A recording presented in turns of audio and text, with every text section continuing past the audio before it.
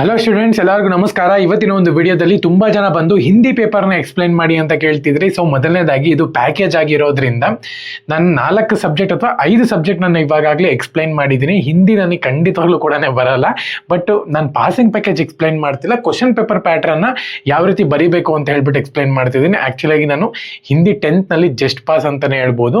ಆದರೂ ಕೂಡ ಪಾಸ್ ಆಗಿದ್ದೀನಿ, ಒಂದೇ ಟರ್ಮ್ನಲ್ಲಿ ಪಾಸ್ ಆಗಿದ್ದೀನಿ. ಹಿಂದಿ ನಂಗೆ ಮೊದಲಿಂದನೂ ಕೂಡ ನನಗೆ ಯಾರು ಹೇಳ್ಕೊಟ್ಟು ಇಲ್ಲ, ನನಗೂ ಕೂಡ ಹಿಂದಿ ಅದು ಬರೆಯೋಕ್ಕೂ ಕೂಡ ಬರೋದಿಲ್ಲ ಅಷ್ಟೊಂದು.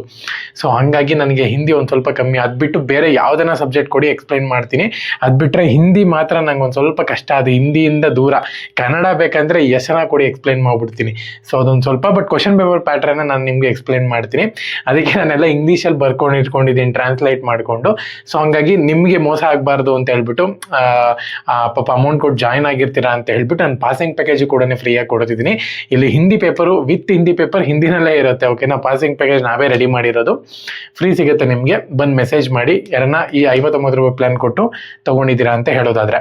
ಓಕೆನಾ, ಬನ್ನಿ ಬಿಡೋಣ, ಸ್ಟಾರ್ಟ್ ಮಾಡೋಣ ಅಂತ. ಸಬ್ಸ್ಕ್ರೈಬ್ ಮಾಡ್ಕೊಳ್ಳಿ.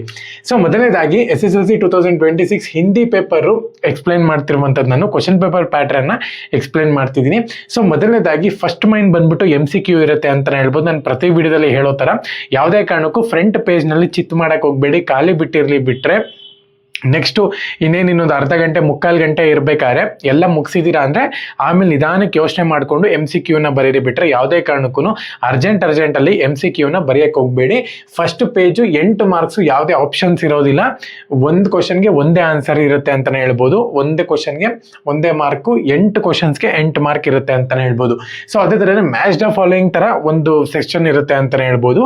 ಸೊ ಅದು ನಿಮ್ಗೆ ಇಲ್ಲಿ 4 ಮಾರ್ಕ್ಸ್ ಇರುತ್ತೆ ಅಂತಲೇ ಹೇಳ್ಬೋದು. ಒಂದು ಅರ್ಥನ ಜೋಡಿಸೋ ರೀತಿ ಏನೋ ಇದೆ ನಾನು ನೋಡಿರೋ ಪ್ರಕಾರ. ಸೊ ಅದು ನಿಮಗೆ ಒಂದು ಕ್ವಶನ್ಗೆ ಒಂದೇ ಆನ್ಸರ್ ಇರುತ್ತೆ ಅಂತಾನೆ ಹೇಳ್ಬೋದು. 4 ಮಾರ್ಕ್ಸ್ ಸಿಗುತ್ತೆ ನಿಮ್ಗೆ ಇದರಲ್ಲಿ. ನೆಕ್ಸ್ಟ್ ಬಂದ್ಬಿಟ್ಟು ಥರ್ಡ್ ಮೈನಲ್ಲಿ ಆನ್ಸರ್ ದ ಫಾಲೋಯಿಂಗ್ ಇರುತ್ತೆ ಅಂತಾನೆ ಹೇಳ್ಬೋದು. ಅದರಲ್ಲಿ ನಿಮಗೆ 4 ಕ್ವಶನ್ಸ್ ಬರುತ್ತೆ, 1 ಮಾರ್ಕ್ಸ್ ಇದ್ದು. ಅಂದರೆ 1 ವರ್ಡ್ ಆನ್ಸರ್ ಇದು. 1 ವರ್ಡ್ ಆನ್ಸರ್ಸು ಅಂದರೆ ಜಾಸ್ತಿ 4-5 ಲೈನ್ ಬರೆಯೋಕೆ ಹೋಗ್ಬೇಡಿ. ಅದು ಎಷ್ಟು ಕೇಳಿರ್ತಾರೋ ಅಷ್ಟು ಮಾತ್ರನೇ ಬರೀರಿ. ಯಾವುದೇ ಕಾರಣಕ್ಕೂ ತುಂಬ್ಸಕ್ಕೆ ಹೋಗ್ಬೇಡಿ ಪೇಪರ್ಗಳನ್ನ. ಯಾಕಂದರೆ ಇವಾಗ ಲ್ಯಾಂಗ್ವೇಜಸ್ ಅಂದರೆ ಲಾಂಗ್ ಆನ್ಸರ್ಸ್ಗಳಿಗೆ ನೀವು ತುಂಬಿಸಿದ್ರೆ ಚೆನ್ನಾಗಿರುತ್ತೆ. ಇವಾಗ 1 ವರ್ಡ್ ಆನ್ಸರ್ಸ್ಗೆ ನೀವು ಎಷ್ಟು ಪೇಜ್ ಅಂತ ಬರೀತೀರಾ?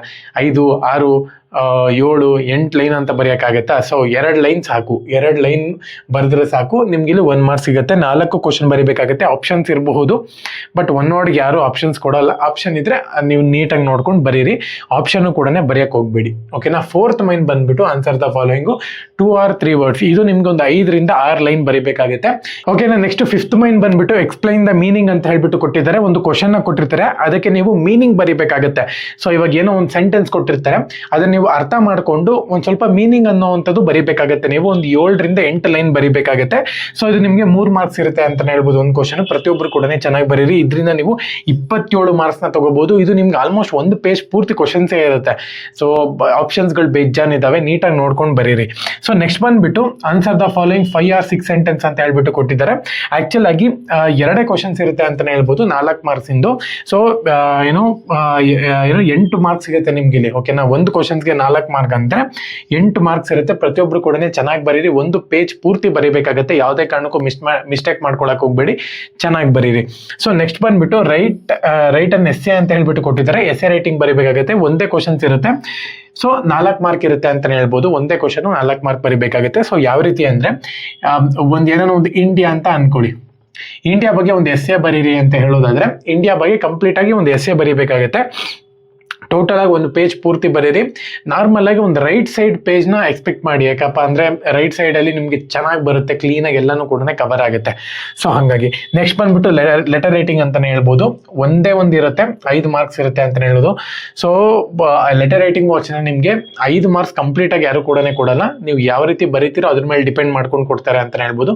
ಚೆನ್ನಾಗಿ ಬರೀರಿ, ಈಸಿಯಾಗಿರುತ್ತೆ, ಪ್ರತಿಯೊಬ್ಬರು ಕೂಡ ಬರೀಬಹುದು.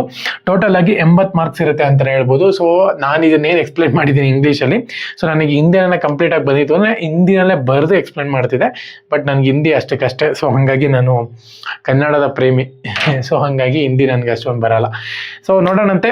ಜಸ್ಟ್ ಪಾಸ್ ಆದ್ರೆ ತಲೆ ಕೆಡ್ಸ್ಕೊಳಕ್ಕೆ ಹೋಗ್ಬಿಡಿ. ಹಿಂದಿನಲ್ಲಿ, ಕನ್ನಡದಲ್ಲಿ ಚೆನ್ನಾಗಿ ಬರೀರಿ ಅಷ್ಟೇ. ಓಕೆನಾ. ಚಾನಲ್ಗೆ ಸಬ್ಸ್ಕ್ರೈಬ್ ಮಾಡಿಕೊಂಡು ಬೆಲ್ ಐಕೋನ ಕ್ಲಿಕ್ ಮಾಡೋದು ಮರಿಬೇಡಿ. ಜೈ ಹಿಂದ್. PDF ಬೇಕು ಅಂದರೆ ಮೆಸೇಜ್ ಮಾಡಿ, PDF ನಾನು ಸೆಂಡ್ ಮಾಡ್ತೀನಿ. ಫ್ರೀ ಇರುತ್ತೆ ನಿಮಗೋಸ್ಕರ.